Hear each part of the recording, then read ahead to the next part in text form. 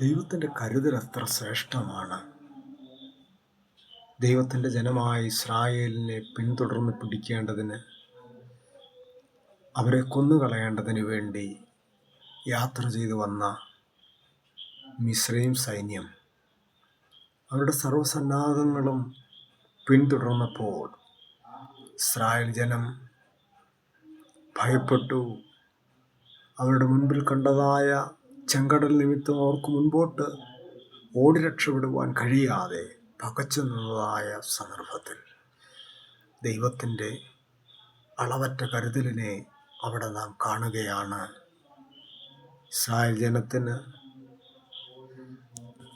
പിൻപുറമായി മിസ്രയീം സൈന്യത്തിന് മുൻപിലുമായി രണ്ടുപേർക്കും മധ്യത്തിലായി ദൈവത്തിൻ്റെ ദൂതനും ഒരു മേഘവും ഒരു വലിയ മറ തീർക്കുകയാണ്. ആ മറയുടെ ഇസ്രായേൽ ജനത്തിൻ്റെ ഭാഗം വളരെ വെളിച്ചവും മിസ്രയീം സൈന്യത്തിന് വലിയ കൂരിരുട്ടുമാണ് ആ മറ സമ്മാനിച്ചത്. തൽഫലമായി എന്ത് സംഭവിച്ചുവെന്നോ, ദൈവത്തിൻ്റെ ജനമായ ഇസ്രായേലിന് ചെങ്കടലിൽ ഒരു വലിയ പാത വെട്ടിത്തുറന്ന് ദൈവം കൊടുത്തു.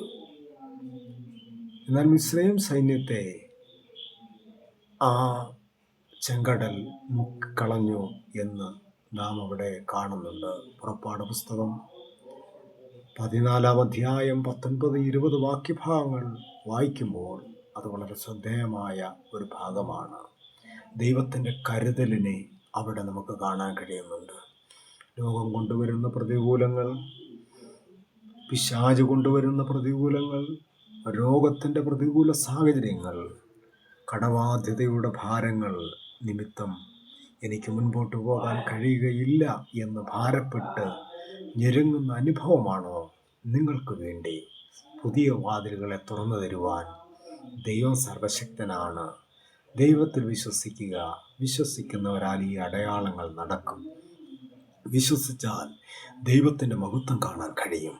ദൈവത്തിൻ്റെ ആ വലിയ വീര്യപ്രവൃത്തികൾ ജീവിതത്തിൽ അനവർത്ഥമാക്കി തീർക്കുവാൻ കർത്താവ് ഇന്ന് രാത്രിയിലും സഹായിക്കട്ടെ. ആമേൻ.